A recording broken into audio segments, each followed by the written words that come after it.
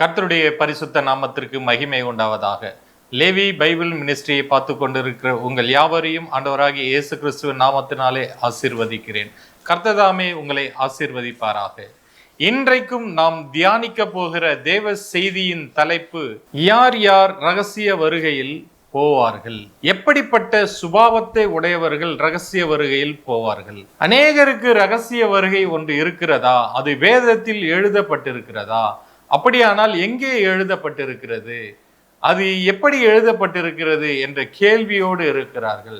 வேதத்தில் பழைய ஏற்பாட்டில் ஈசாக்கை குறித்து ரகசிய வருகை ரகசியமாக எழுதப்பட்டுள்ளது. ஆபிரகாம் தன்னுடைய மகனாகிய ஈசாக்குக்கு பெண் பார்க்க அனுப்பும் பொழுது நடந்த அத்தனை சம்பவங்களும் ரகசிய வருகையின் அடையாளங்கள். ரகசிய வருகையை குறித்து அது மறைமுகமாக எழுதப்பட்டிருக்கிறது. அப்படி இயேசு கிறிஸ்துவின் ரகசிய வருகையில் காணப்பட வேண்டும் என்றால் நாம் என்ன செய்ய வேண்டும்? எப்படிப்பட்ட சாயலை தரித்து கொள்ள வேண்டும் என்று பார்க்க போகிறோம். ரோமருக்கு எழுதின நிருபம் 8வது அதிகாரம் 29வது வசனத்தை பார்ப்போம். தம்முடைய குமாரன் அநேக சகோதரருக்குள்ளே முதற் பேரானவராய் இருக்கும் பொருட்டு தேவன் எவர்களை முன் அறிந்தாரோ அவர்களை தமது குமாரனுடைய சாயலுக்கு ஒப்பாய் இருப்பதற்கு முன் குறித்திருக்கிறார். தேவன் எவர்களை முன் அறிந்தாரோ அவர்களை தம்முடைய குமாரனுடைய சாயலுக்கு ஒப்பாய் இருக்கும்படிக்காக முன் குறித்திருக்கிறார். அப்படியானால் அவருடைய குமாரருடைய சாயல் என்ன? அவருடைய குமாரருடைய சாயல் இரண்டு விதமான சாயல்களை குறித்து நாம் பார்க்க போகிறோம். ஒன்று மனுஷகுமாரருடைய சாயல், இரண்டாவது தேவகுமாரருடைய சாயல். மனுஷகுமாரர் என்றால் என்ன, தேவகுமாரன் என்றால் என்ன என்று நாம் அறிந்தால் மட்டுமே மனுஷகுமாரனுடைய சாயலிலும் தேவகுமாரனுடைய சாயலிலும் நாம் மாற முடியும். தேவன் தம்முடைய குமாரருடைய சாயலுக்கு ஒப்பாக நம்மை இருக்கும்படியாக முன்குறித்திருக்கிறபடியினால் நாம் நீதியில் நடக்கிறவர்களாய் நம்மை மாற்றியிருக்கிறார். நம்மை அநியாயத்தை விட்டு பாவத்தை விட்டு வேறு பிரித்து நம்மை முன்குறித்து தம்முடைய குமாரருடைய சாயலுக்கு ஒப்பாக மாற்றி நீதியிலும் நியாயத்திலும் பரிசுத்தத்திலும் சத்தியத்திலும் நடக்கிறவர்களாய் தெரிந்து கொண்டிருக்கிறார், மகிமைப்படுத்தி இருக்கிறார். யோவான் எழுதின சுவிசேஷம் 5வது அதிகாரம் 25வது வசனத்தை வாசிப்போம். மரித்தோர் தேவகுமாரனுடைய சத்தத்தை கேட்கும் காலம் வரும், அது இப்பொழுதே வந்திருக்கிறது, அதை கேட்கிறவர்கள் பிழைப்பார்கள் என்று மெய்யாகவே மெய்யாகவே உங்களுக்கு சொல்லுகிறேன். மரித்தோர் தேவகுமாரருடைய சத்தத்தை கேட்கும் நாட்கள் வரும். அவருடைய சத்தத்தை கேட்கிறவர்கள் மரித்தாலும் பிழைப்பார்கள், அது இப்பொழுதே வந்திருக்கிறது என்றார். அப்படியானால் தேவகுமாரன் வந்து அவர் சத்தியத்தை பிரசங்கித்தார், மனம் திரும்புதலை பிரசங்கித்தார். அப்படி பிரசங்கித்த அவருடைய சத்தத்தை கேட்டவர்கள் தங்களுடைய பாவத்திலிருந்து மனம் திரும்பி அநியாயத்தை விட்டு அநீதியை விட்டு அக்கிரமத்தை விட்டு அவரை ஏற்றுக்கொண்டு தேவனுடைய பிள்ளைகளாய் மாறும் பொழுது அவர்கள் மீண்டும் பிறந்தவர்களாய் இருக்கிறார்கள். அப்படி மீண்டும் பிறந்தவர்களுக்கு தேவகுமாரருடைய சாயலை கொடுத்திருக்கிறார். தேவகுமாரருடைய மகிமைக்கு ஒப்பாக தேவன் அப்படி மாறியவர்களை மாற்றியும் இருக்கிறார். இயேசு கிறிஸ்து இந்த பூமியில் மனுஷகுமாரனாக வாழ்ந்து நீதியிலும் பரிசுத்தத்திலும் நடந்து சத்தியத்திலும் நடந்து தேவனுக்கு பிரியமாக வாழ்ந்து நமக்கு ஒரு முன்மாதிரியை காட்டிவிட்டு சென்றிருக்கிறார். அந்த முன்மாதிரியின்படி நடக்கிறவர்கள் தேவகுமாரருடைய சாயலை தரித்து கொள்வார்கள். யோவான் எழுதின சுவிசேஷம் 13வது அதிகாரம் 15வது வசனத்தை பார்ப்போம். நான் உங்களுக்கு செய்தது போல நீங்களும் செய்யும்படி உங்களுக்கு மாதிரியை காண்பித்தேன். இயேசு கிறிஸ்து இந்த பூமியிலே நமக்கு ஒரு முன்மாதிரியான நடக்கையை காண்பித்து விட்டு சென்றிருக்கிறார். அந்த முன்மாதிரியான நடக்கை என்ன நடக்கை? அவர் தேவகுமாரனாக இருந்தவர். தேவகுமாரனாக இருந்த அவர், தேவனுடைய ஆவியில் இருந்த அவர் மனுஷனுடைய பாவ சாயலுக்கு இந்த பூமியில் வந்தார். மனுஷகுமாரனாக இந்த பூமியில் காணப்பட்டு மனிதர்களை எல்லாம் மனம் திரும்ப செய்து அவர்களை அவருடைய இரத்தத்தினாலே கழுவி பரிசுத்தப்படுத்தி அக்கிரமத்திலிருந்து அவர்களை மீட்டு மரித்தோரிலிருந்து அவர்களை உயிர்ப்பிக்க செய்து தேவ பிள்ளைகளாய் பிறக்க செய்து அவருடைய சாயலை நமக்கு கொடுத்திருக்கிறார். ரோமருக்கு எழுதின நிருபம் 1வது அதிகாரம் 5வது வசனத்தை பார்ப்போம். மாம்சத்தின்படி தாவீதின் சந்ததியில் பிறந்தவரும் பரிசுத்தமுள்ள ஆவியின்படி தேவனுடைய சுதன் என்று மரித்தோரிலிருந்து உயிர்த்தெழுந்ததினாலே பலமாய் ரூபிக்கப்பட்ட தேவகுமாரனாய் இருக்கிறார். இயேசு கிறிஸ்து இங்கு 3 நிலைகளில் காணப்படுகிறார். தேவகுமாரனாகிய வந்த இயேசு கிறிஸ்து மாம்சத்தில் பிறந்ததினாலே அவர் தாவீதின் சந்ததியில் பிறந்த மனுஷகுமாரனாய் இருக்கிறார். அடுத்து அவர் தேவ ஆவியினால் பிறந்தபடியினால் அவர் தேவனுடைய சுதன் என்று அழைக்கப்படுகிறார். மூன்றாவது நிலை பாவ மாம்சத்தின் சாயலில் வந்த இயேசு கிறிஸ்து தேவ ஆவியை உடையவராய் இருந்து அந்த தேவ ஆவியை இழக்காமல் தேவனுக்கு பிரியமாக நடந்து சத்தியத்தில் நடந்து நீதியில் நடந்து உத்தமத்தில் நடந்து மரித்து மீண்டும் உயிரோடு எழும்பும் பொழுது அவர் பலமாய் ரூபிக்கப்பட்ட தேவகுமாரனாய் மாறினாராம். மனுஷகுமாரன் மரித்து மீண்டும் உயிரோடு எழும்பும் பொழுது பலமாய் ரூபிக்கப்பட்ட தேவகுமாரனாய் மாறினார். தேவ சாயலின்படி இருந்த தேவ ரூபத்தின்படி இருந்த நாம் பாவத்தினாலும் அக்கிரமத்தினாலும் மரித்தவர்களாய் பாவ மாம்சத்துக்கு மாறிவிட்டோம், அடிமையின் ரூபத்துக்கு மாறிவிட்டோம்.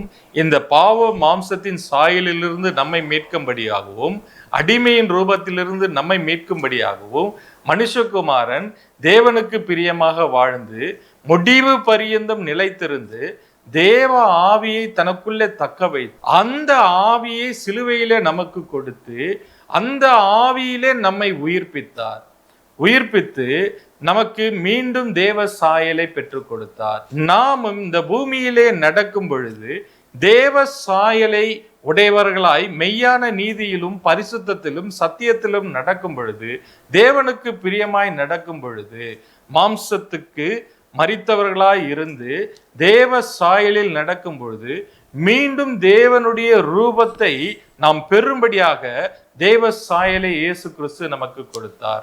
ரோமருக்கு எழுதின சுவிசேஷம் 8வது அதிகாரம் 3வது வசனத்தை பார்ப்போம். அது எப்படி எனில் மாம்சத்தினாலே பலவீனமாக இருந்த நியாயப்பிரமாணம் செய்யக்கூடாததை தேவனே செய்யும்படிக்கு தம்முடைய குமாரனை பாவ மாம்சத்தின் சாயலாகவும் பாவத்தை போக்கும் பலியாகவும் அனுப்பி மாம்சத்திலே பாவத்தை ஆக்கினைக்குள்ளாக தீர்த்தார். தேவகுமாரனாகிய இயேசு கிறிஸ்துவை மனிதர்களுடைய பாவ மாம்சத்தின் சாயலில் அனுப்பி நியாயப்பிரமாணம் நிறைவேற்ற முடியாததை அவர் நிறைவேற்றி நியாயப்பிரமாணத்தினால் வருகிற சாபத்திற்கும் மரணத்திற்கும் நம்மை தப்புவிக்கும்படியாக எல்லா பாவத்தையும் அவர் அழித்து நம்மை மீண்டும் பிறக்க செய்யும்படியாக இயேசு கிறிஸ்துவை தேவன் பாவ மாம்சத்தில் சாயலில் அனுப்பினார். மனிதர்கள் இதே போலவே எப்படி இயேசு கிறிஸ்து 3 நிலைகளில் காணப்பட்டாரோ இதே 3 நிலைகளில் தான் மனிதர்களை தேவன் படைத்தார்.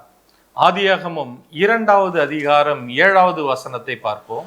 தேவனாய கர்த்தர் மனுஷனை பூமியின் மண்ணினாலே உருவாக்கி ஜீவ சுவாசத்தை அவன் நாசியிலே ஊதினார், மனுஷன் ஜீவ ஆத்மாவானான்.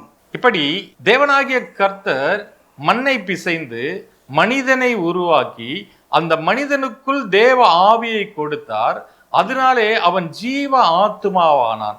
இந்த ஜீவ ஆத்மா தான் தேவ சாயல். மனிதனுக்குள்ளே தேவ ஆவி இருந்தது, மனிதனாகவும் இருந்தான், தேவ ஆவியும் இருந்தது. தேவ ஆவி இருந்தபடியினால் அவன் ஜீவ ஆத்மாவானான். மனுஷகுமாரன் பரிசுத்த ஆவி அவனுக்குள்ளே இருந்தது, அவன் தேவ சாயலை உடையவனாக இருந்தான். இந்த தேவ சாயலை அவன் இழந்து விட்டான், தேவ ஆவியையும் அவன் இழந்து விட்டான். இழந்து பாவ மாம்சத்தின் சாயலுக்கு மாறிவிட்டான். மீண்டும் இயேசு கிறிஸ்து வந்து தன்னுடைய ஆவியை மனிதனுக்கு கொடுத்து அவனை மீண்டும் ஜீவன் உள்ளவனாய் மாற்றினார். மீண்டும் தன்னுடைய சாயலுக்கு அவனை மாற்றினார். இப்படி 3 நிலைகளை மனிதன் அடைய வேண்டும் என்று இயேசு கிறிஸ்து ஒரு முன்மாதிரியை காண்பித்து விட்டு சென்றார். அப்படி சென்ற இயேசு கிறிஸ்து மனுஷகுமாரனாக வெளிப்பட்டார். மனுஷகுமாரன் இந்த பூமியிலே 33 வயது உள்ளவராய் மரித்தார். அவர் மரிக்கிற வரையிலும் அவர் மனுஷகுமாரனாக இருந்தார். இன்னும் 33 வயது அவருக்கு அப்படியே இருக்கிறது. அவர் மரித்து உயிர்த்தெழுந்த போது பலமாய் ரூபிக்கப்பட்ட தேவகுமாரனாக மாறிவிட்டார். தேவகுமாரனாக அவர் மாறிவிட்டபடியினால் மனுஷகுமாரன் இப்போது பரலோகத்தில் எங்கே இருக்கிறார் என்று யாருக்குமே தெரியாத நிலையில் இருக்கிறார். இப்பொழுது தேவகுமாரர் எப்படிப்பட்ட ரூபத்தில் இருக்கிறார் என்று பார்ப்போம். வெளிப்படுத்தின விசேஷம் 2வது அதிகாரம் 18வது வசனத்தை பார்ப்போம். தியத்திரா சபையின் தூதனுக்கு நீ எழுத வேண்டியது என்னவெனில், அக்கினி ஜுவாலை போன்ற கண்களும் பிரகாசமான வெண்கலம் போன்ற பாதங்களும் உள்ள தேவகுமாரன் சொல்லுகிறதாவது, தேவகுமாரனுடைய கண்கள் அக்கினி ஜுவாலையாகவும் அவருடைய பாதங்கள் உலைக்களத்தில் காய்ந்த பிரகாசம் உள்ள வெண்கலம் போலும் இருந்ததாம். அப்படியானால் மனுஷகுமாரன் எப்படிப்பட்டவராய் இருக்கிறார்? வெளிப்படுத்தின விசேஷம் 1வது அதிகாரம் 14வது வசனத்தை வாசிப்போம். அவருடைய சிரசும் மயிரும் வெண்பஞ்சை போலவும் உறைந்த மலையைப் போலவும் வெண்மையாய் இருந்தது. அவருடைய கண்கள் அக்கினி ஜுவாலையைப் போல் இருந்தது. அவருடைய சிரசும் மயிரும் வெண்பஞ்சை போலவும் உறைந்த மழையை போலும் இருந்தது. அவருடைய கண்கள் அக்கினி ஜுவாலையாக இருந்ததாம். 15வது வசனத்தையும் 16வது வசனத்தையும் பார்ப்போம். அவருடைய பாதங்கள் உலைக்களத்தில் காய்ந்த பிரகாசமான வெண்கலம் போல் இருந்தது. அவருடைய சத்தம் பெருவெள்ளத்து இரைச்சலை போல் இருந்தது. தமது வலது கரத்திலே 7 நட்சத்திரங்களை ஏந்தி கொண்டிருந்தார். அவர் வாயிலிருந்து இருபுறமும் கருக்குள்ள பட்டயம் புறப்பட்டது. அவருடைய முகம் வல்லமையாய் பிரகாசிக்கிற சூரியனைப் போல் இருந்தது. இப்படிப்பட்ட நிலைமையில் இருக்கிற தேவகுமாரன் மனுஷகுமாரனாக வந்து சத்தியத்திலே வாழ்ந்து மரித்து உயிர் தெழுந்ததினாலே மீண்டும் தேவகுமாரருடைய சாயலை தரித்து கொண்டார். அந்த தேவகுமாரருடைய சாயலை யோவான் அந்த தேவகுமாரனுடைய சாயலை இயேசு கிறிஸ்துவின் அன்பான சீஷராக இருந்த யோவான் பக்கத்திலிருந்து பார்த்தவன், அவரை தொட்டு பார்த்தவன். மனுஷகுமாரனாய் இயேசு கிறிஸ்து இருக்கும் பொழுது அருகிலிருந்து அவர் மார்பில் சாய்ந்தவன், அவரை தொட்டு பார்த்தவன், அவரோடு கூட பேசியவன். ஆனால் இப்பொழுது அவர் தேவகுமாரனாய் மாறிய பிறகு அவருடைய சத்தத்தை கேட்க முடியவில்லை. அது பெரு வெள்ளத்தின் இரைச்சலை போல இருந்ததாம். அவருடைய நாவு கருக்குள்ள பட்டயம் போல இருந்ததாம். அவருடைய முகம் வல்லமையா பிரகாசிக்கிற சூரியனை போல இருந்ததாம். அவரை பார்த்த உடனே அவரை மனுஷகுமாரனை நேரில் பார்த்து மார்பிலே சாய்ந்து அவரோடு கூட பேசியவன் தேவகுமாரனை பார்க்க முடியாமல் அவரை பார்த்த உடனே செத்தவனை போல விழுந்து விட்டான். வெளிப்படுத்தின விசேஷம் 1வது அதிகாரம் 17வது வசனத்தை பார்ப்போம். நான் அவரை கண்டபோது செத்தவனைப் போல அவருடைய பாதத்தில் விழுந்தேன். அப்பொழுது அவர் தம்முடைய வலது கரத்தை என்மேல் வைத்து என்னை நோக்கி, பயப்படாதே, நான் முந்தினவரும் பிந்தினவரும் உயிருள்ளவருமாய் இருக்கிறேன். இப்படி மனுஷகுமாரன் இந்த பூமியிலே வந்து கர்த்தருடைய நீதியிலும் பரிசுத்தத்திலும் வாழ்ந்து தேவனுடைய ஆவியை தக்க வைத்து கொண்டதினாலே அவர் உயிர் தெழும்போது வல்லமையாய் ரூபிக்கப்பட்ட தேவகுமாரனாக மாறினார். இந்த சுபாவத்தை மீண்டும் நமக்கு கொடுக்கும்படியாக, தேவ சாயலை கொடுக்கும்படியாகவும் தேவ ரூபத்தை கொடுக்கும்படியாகத்தான் இயேசு கிறிஸ்து இந்த பூமிக்கு வந்தார். இப்பொழுது நம்மை தேவன் அவருடைய குமாரனுடைய சாயலுக்கு ஒப்பாக முன்குறித்திருக்கிறபடியினால் நம்மை நீதியில் நடக்க வைக்கிறார், நம்மை மகிமைப்படுத்தி இருக்கிறார், மனுஷகுமாரனுடைய சாயலில் நடக்க வைத்து கொண்டிருக்கிறார். இந்த ரட்சிப்பு பூரணப்படும் பொழுது இயேசு கிறிஸ்துவின் வருகையிலே நாம் காணப்படும் பொழுது தேவகுமாரனுடைய சாயலுக்கு ஒப்பான சாயலில் நாமும் காணப்படுவோம். 1 யோவான் 3வது அதிகாரம் 2வது வசனத்தை பார்ப்போம். பிரியமானவர்களே, இப்பொழுது தேவனுடைய பிள்ளைகளாய் இருக்கிறோம். இனி எவ்விதமாய் இருப்போம் என்று இன்னும் வெளிப்படவில்லை. ஆகிலும் அவர் வெளிப்படும் போது அவர் இருக்கிற வண்ணமாகவே நாம் அவரை தரிசிப்பதினால் அவருக்கு ஒப்பாய் இருப்போம் என்று அறிந்திருக்கிறோம். அவருக்கு ஒப்பாக இருக்கும்படியாக, தேவகுமாரனுடைய சாயலுக்கு ஒப்பாக இருக்கும்படியாகத்தான் தேவன் நம்மை முன்குறித்திருக்கிறார். அதற்காகத்தான் இயேசு கிறிஸ்து இந்த பூமியிலே வந்து மனுஷகுமாரனாக வாழ்ந்து சத்தியத்திலும் நீதியிலும் நடந்து மரித்து உயிர்த்தெழுந்து தேவகுமாரின் சாயலை காட்டியிருக்கிறார். இதுதான் அவர் காட்டிய முன்மாதிரி. இந்த முன்மாதிரியின்படி யார் யாரெல்லாம் வாழ்கிறார்களோ, யார் யாரெல்லாம் சத்தியத்திலும் நீதியிலும் பரிசுத்தத்திலும் வாழ்கிறார்களோ, யார் யாரெல்லாம் மனுஷகுமாரனுடைய சாயலோடு வாழ்கிறார்களோ, அவர்கள் எல்லாம் தேவகுமாரனுடைய ரூபத்துக்கு மாற்றப்படுவார்கள். அவர்கள்தான் இயேசு கிறிஸ்துவின் வருகையில் காணப்படுவார்கள். இதைதான் பரிசுத்த ஆவியானவர் ஆதியாகம புஸ்தகத்தில் ஆபிரகாமை கொண்டு, ஈசாக்கை கொண்டு, எலியாசாரை கொண்டு ஒரு ரகசிய வருகையை ரகசியமாக எழுதி வைத்திருக்கிறார். தேவன் ஆபிரகாமை சோதிக்கும்படியாக அவனுடைய ஒரே குமாரனும் அவனுடைய நேச குமாரனாகிய ஈசாக்கை பலியிடும்படியாக மோரியா மலைக்கு அழைத்து செல்லும்படியாக சொன்னார். ஆபிரகாமுக்கு இஸ்மவேல் என்ற மகன் இருக்கும் பொழுது தேவன் ஆபிரகாமை பார்த்து உன்னுடைய ஒரே பேரான குமாரனும் உன்னுடைய நேச குமாரனும் என்று சொல்வதற்கு காரணம், ஈசாக்கு வாக்கு தத்தத்தின்படி பிறந்தவன். அப்படி வாக்கு தத்தத்தின்படி பிறந்த ஈசாக்கை பார்த்து அவர் சொல்கிறார், ஆபிரகாமின் ஒரே பேரான குமாரனும் ஆபிரகாமின் ஏக சுதனுமாய் இருக்கிறான் என்று வேதம் சொல்கிறது. அப்படிப்பட்டவனை மோரியா மலையிலே பலியிடும்படியாக ஆபிரகாம் அழைத்து சென்று கட்டி அவனை பலிபீடத்திலே வைத்தான். பலிபீடத்திலே வைத்த பொழுது அவனை தேவன் பலியிட விடாமல் ஒரு ஆட்டுக்குட்டியை அவனுக்காக பலியிட்டார்.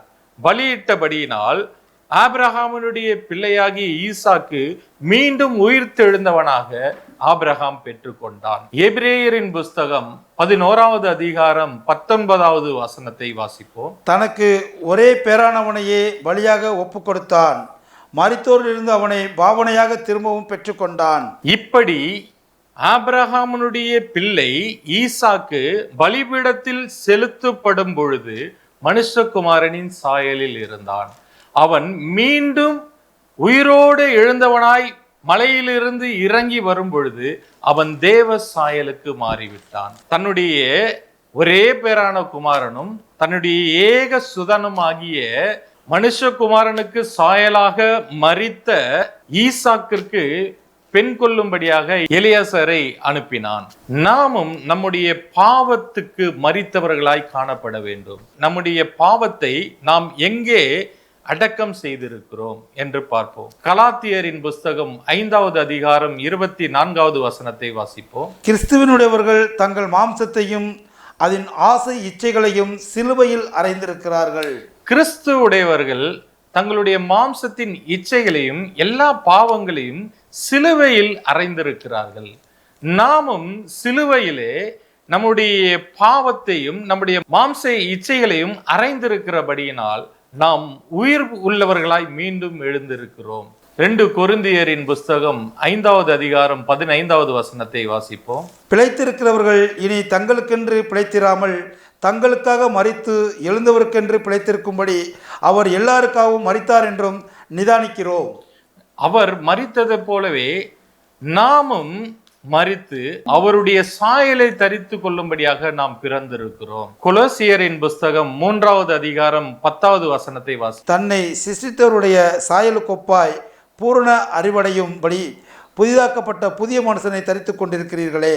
இப்பொழுது நாம் எப்படிப்பட்ட சாயலில் இருக்கிறோமாம்? இயேசு கிறிஸ்துவின் சாயலை தரித்தவர்களாய் நாம் காணப்படுகிறோம். இப்படி தேவ சாயலில் உண்டாக்கப்பட்ட நாம் அவருடைய மாம்சத்துக்குரியவர்களாயும் அவருடைய எலும்புக்குரியவர்களாயும் இருக்கிறோம். இந்த எலும்பை எடுத்து செல்லும்படியாக மனுஷகுமாரன் இந்த பூமிக்கு வருவார். நாம் அவருடைய மனவாட்டியாய் இருக்கிறபடியினால் நாம் அவருடைய மாம்சத்துக்குரியவர்களாயும் நாம் அவருடைய எலும்புக்குரியவர்களாய் இருக்கிறோம். இந்த மனவாட்டியை அழைத்து செல்லும்படியாக இயேசு கிறிஸ்து தியானத்தை முடித்து மீண்டும் இந்த பூமிக்கு வருவார். எப்படி தியானத்தை முடித்து இந்த பூமிக்கு வருவார் என்பதை ஈசாக்கை கொண்டு நாம் பார்க்க போகிறோம். ஆதியாகமம் 24வது அதிகாரம் 53வது வசனத்தை பார்ப்போம். பின்பு அந்த ஊழியக்காரன் வெள்ளி உடைமைகளையும் பொன் உடைமைகளையும் வஸ்திரங்களையும் எடுத்து ரெபேக்காளுக்கு கொடுத்ததுமன்றி அவருடைய சகோதரனுக்கும் தாய்க்கும் சில உச்சிதங்களையும் கொடுத்தான். இப்பொழுது ஆபிரகாம் பிதாவினுடைய நிழலாட்டமாக இருக்கிறான்.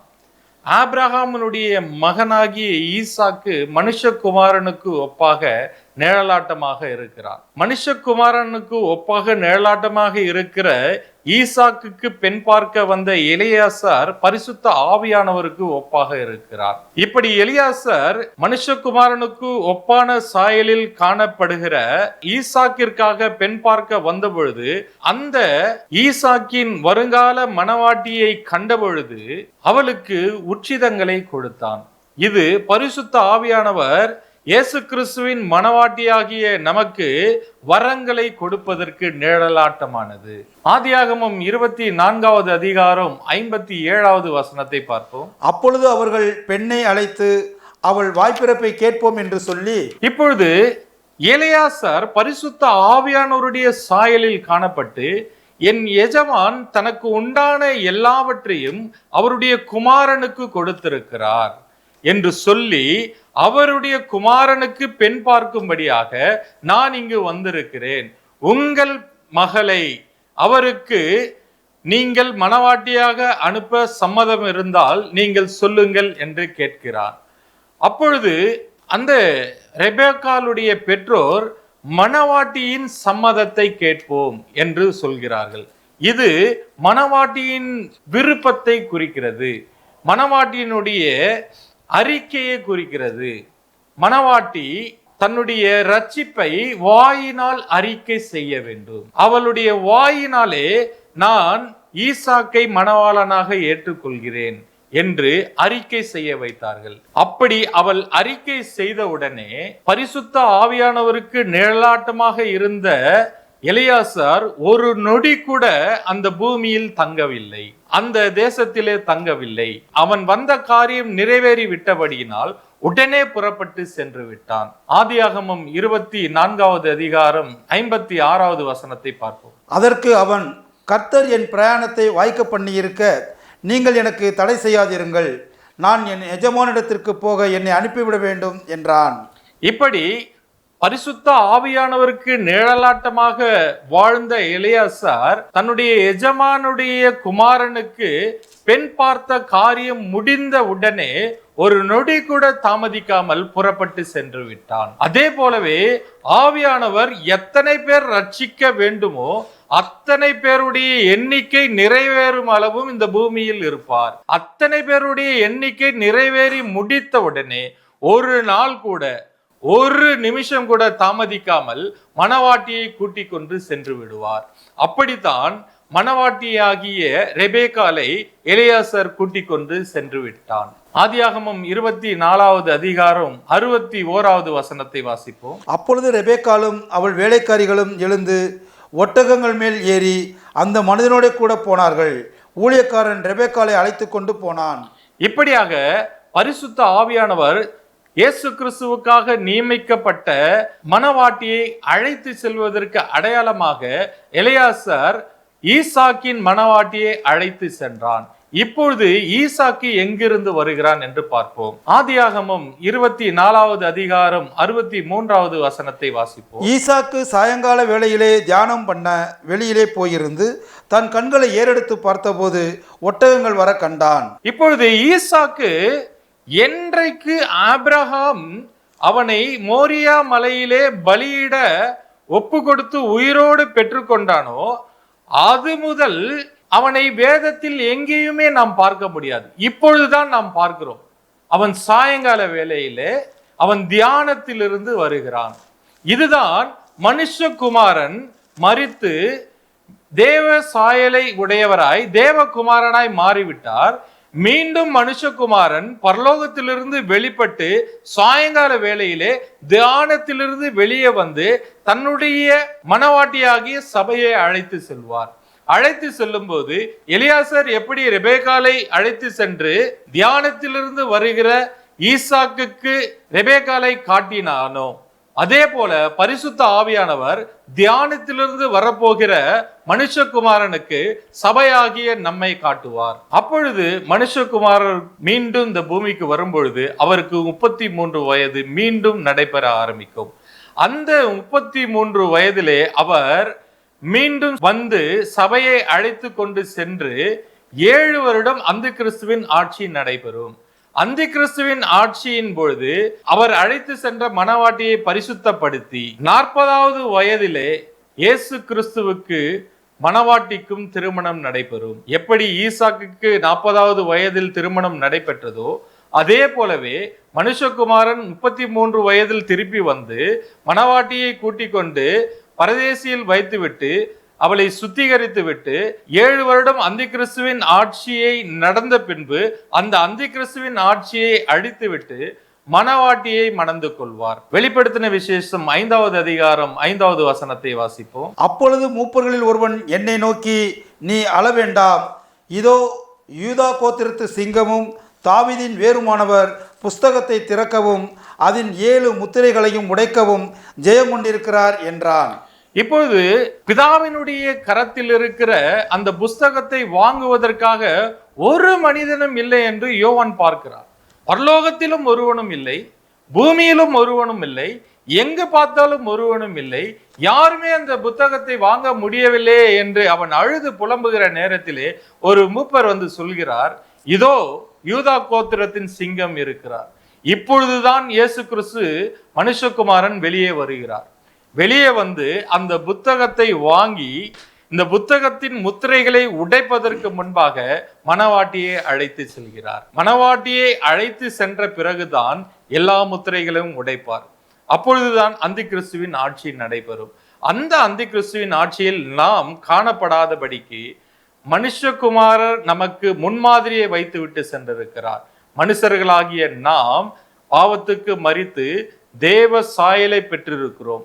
நீதியிலும் பரிசுத்தத்திலும் வாழ்ந்து அந்த ரட்சிப்பை பூரணப்படுத்தி அந்த ரட்சிப்பில் நிலைத்திருக்கும் பொழுது, தேவ சாயலில் நிலைத்திருக்கும் பொழுது நாம் மீண்டும் தேவனுடைய ரூபத்தை பெறுவோம்.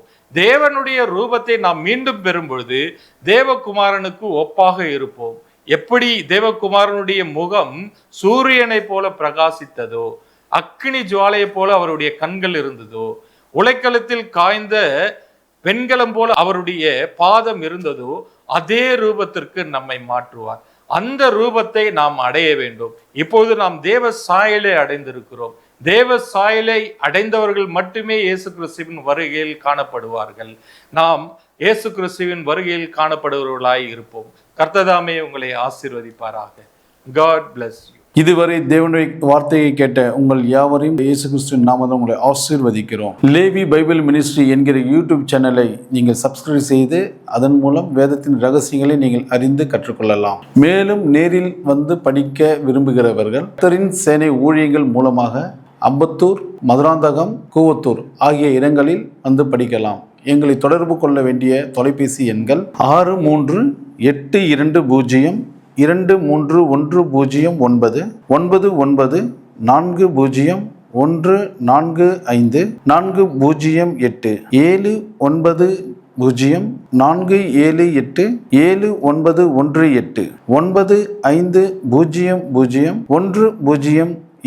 9500 107013. கர்த்தர் உங்களை ஆசீர்வதிப்பாராக.